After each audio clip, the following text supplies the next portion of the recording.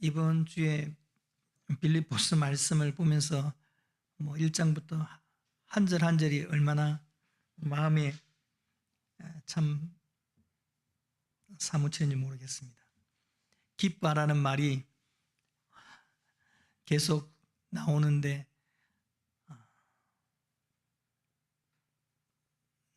여러모로 사항들은 참 기뻐하기가 많이 힘이 들었습니다.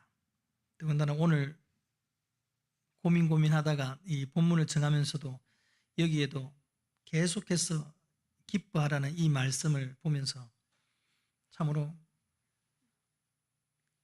여기 5장 본문에도 적어놨듯이 기뻐한다는 것이 단순히 감정을 말하지 않는다는 것, 참으로 하나님을 향한 우리에게 허락하신 의지를 들여서 또 믿음으로 참으로 기뻐하는 것이 하나님께서 우리에게 원하시는 것이라는 것을 또 생각하게 되고,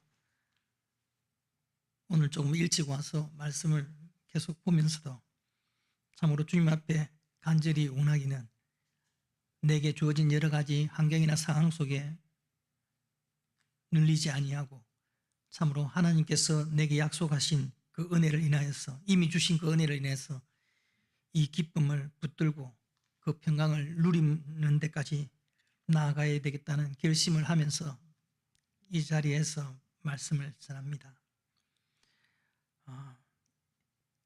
제목을 보겠습니다. 오늘 읽었던 4장에서의 부분들이 1절에서 3절까지는 한 마음으로 굳게 서라고 말씀해 주십니다.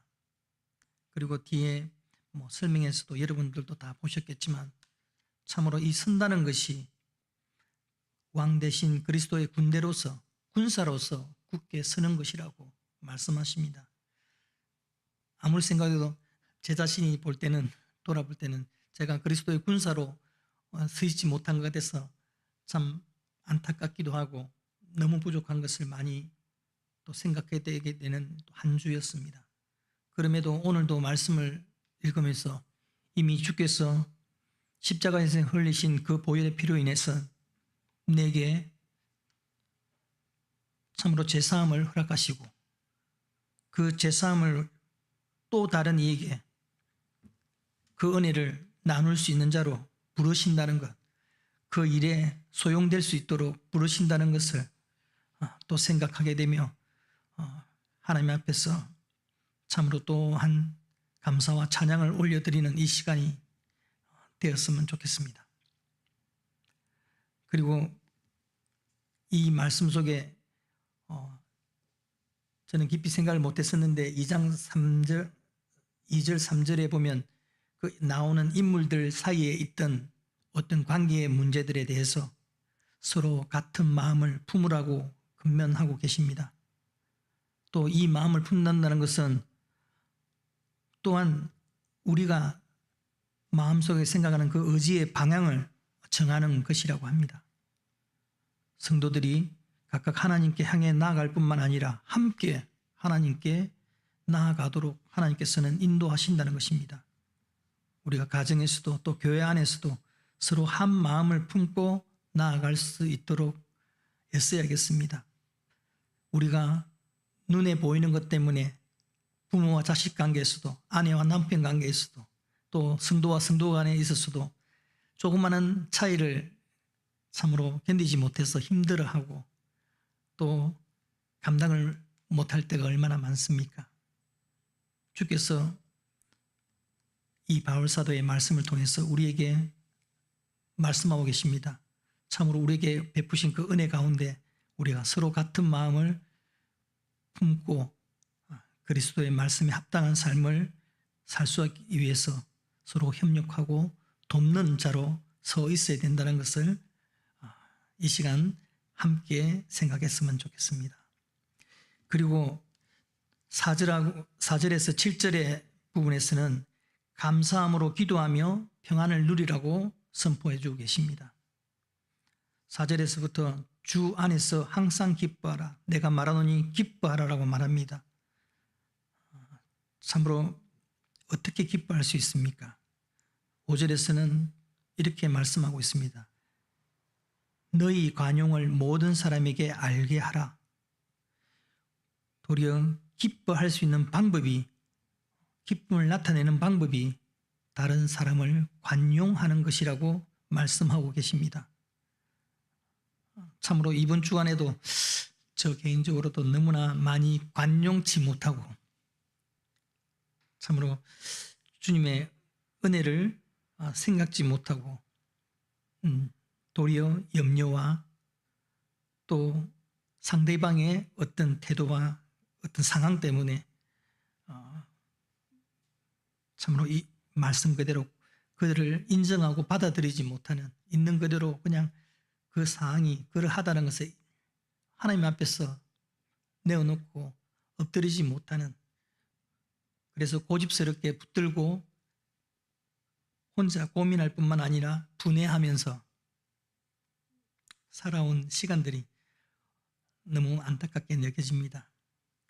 또 이 말씀을 읽으면서 참으로 주님 앞에서 평강을 누리기 위해서는 내게 주어진 이웃들에게, 그것이 가정의 가족이든 또 성도들 간이든 또 우리의 직장에서 동료들이든 그들을 관용하는 것으로 나타나야 함을 다시 한번 마음에 새기게 됩니다. 그리고 그리스도인에게서도 저절로 우리에게 또 살아가면서 염려 걱정들이 있게 마련입니다. 하지만 이 가운데서도 기뻐하기 위해서는 6절에 기도와 간구로 하나님께 아뢰라고 말씀하고 계십니다. 참으로 계속되는 반복된 말씀이지만 도리어 속상해하고 힘들어는 하면서도 주님 앞에 엎드리지 않고 주님 앞에 나의 심령을 고하지 못하는 그런 믿음 없는 모습들을 돌이켜보게 됩니다. 참으로 여기에 말씀처럼 기도와 간구로 나아갈 때에 그리하면 모든 지각에 뛰어난 하나님의 평강이 그리스도 예수 안에서 너희 마음과 생각을 지키시리라 하신 이 말씀을 다시 한번 마음에 새겨봅니다. 그래서 참으로 주께서 허락하시는 그 평강이 내게 임할 수 있도록 더욱더 기도하며 간구로 나아가는 하루하루를 살아야 되겠다고 또 결심을 해봅니다. 그리고 그 다음 단락으로 하나님의 말씀대로 실천해서 평안을 누릴 수 있다고 말씀해 주십니다. 8절에서 9절 말씀드립니다. 참으로 이 말씀들은 한 구절 한 구절들이 더 마음에 찔립니다. 다시 한번 제가 읽겠습니다. 무엇에든지 참되며 무엇에든지 경건하며 무엇에든지 옳으며 무엇에든지 정결하며 무엇에든지 사랑을 받을 만하며 무엇에든지 칭찬을 받을 만하며 무슨 덕이 있든지 무슨 기름이 있든지 이것들을 생각하라.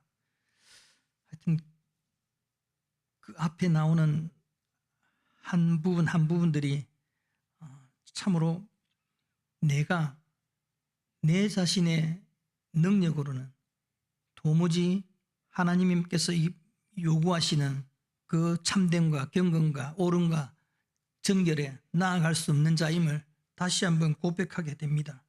그리하여 참으로 주께 주신 그 말씀을 붙들고 또 기도하며 나아갈 때만이 참으로 우리가 이 부분에 나아갈 수 있게 되고, 바로 9절에서 말하는 것처럼 너희는 내게 배우고 본받고 듣고 본바를 행하라. 그리하면 평강의 하나님이 너희와 함께 하시리라는 이 약속의 말씀을 받을 수 있는 것 같습니다. 참으로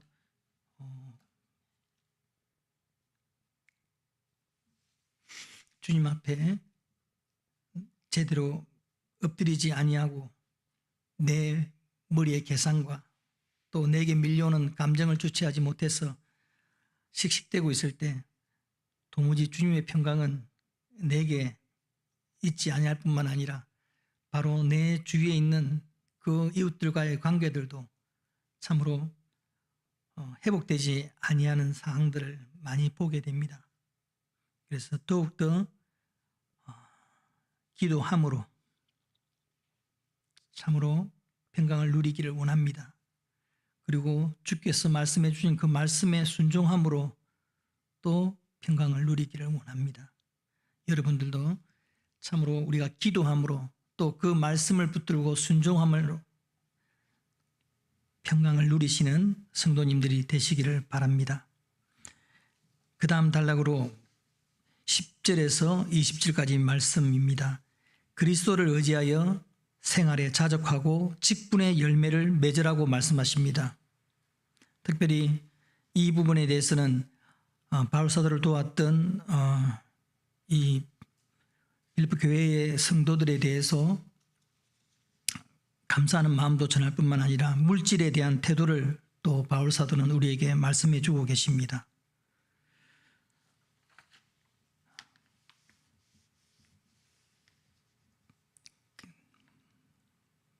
(11절에서) 바울 사도 자신은 항상 자족하는 삶의 자세를 가지고 있다는 것을 보여주고 있습니다.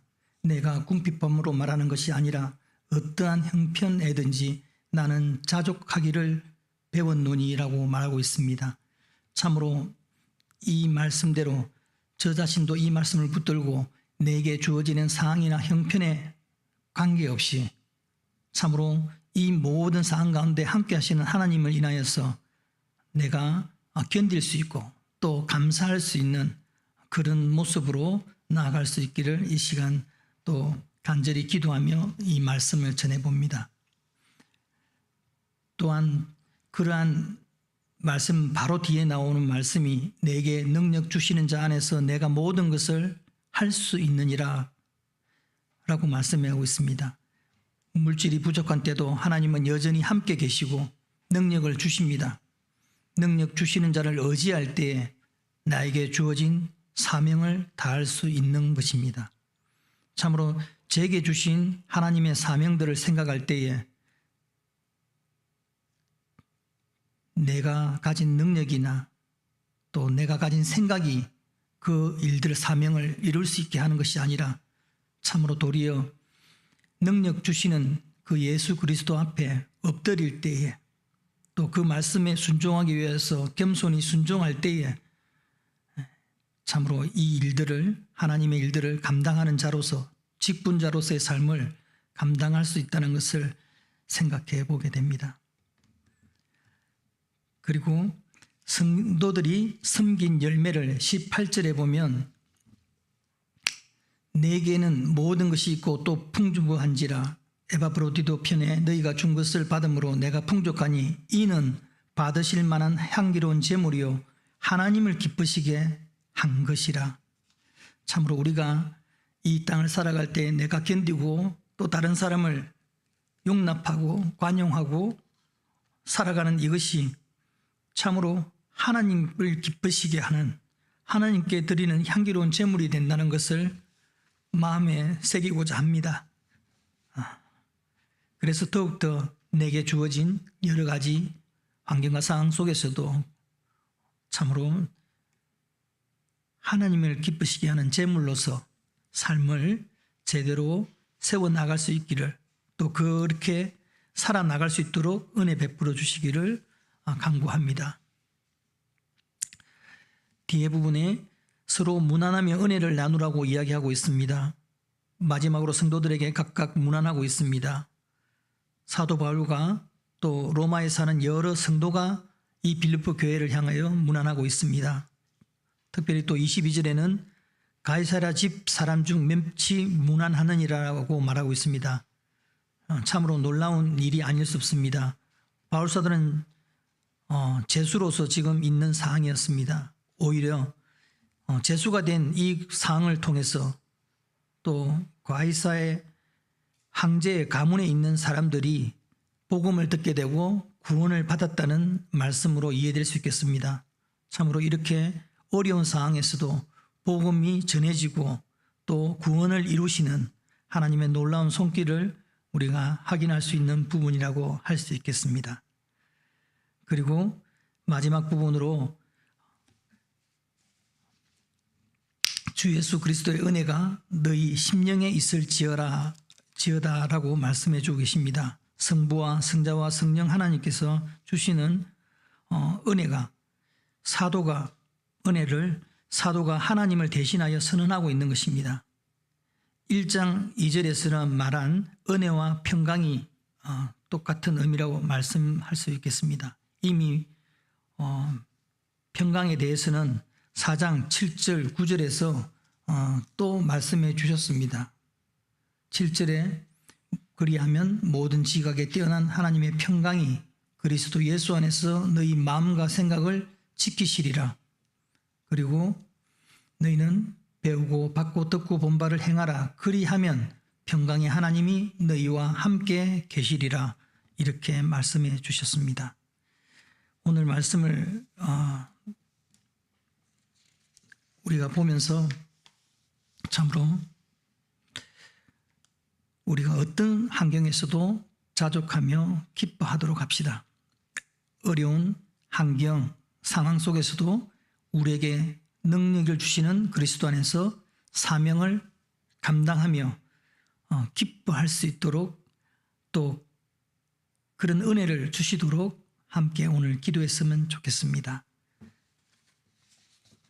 말씀을 맺겠습니다. 이 시간에는 찬송 208장을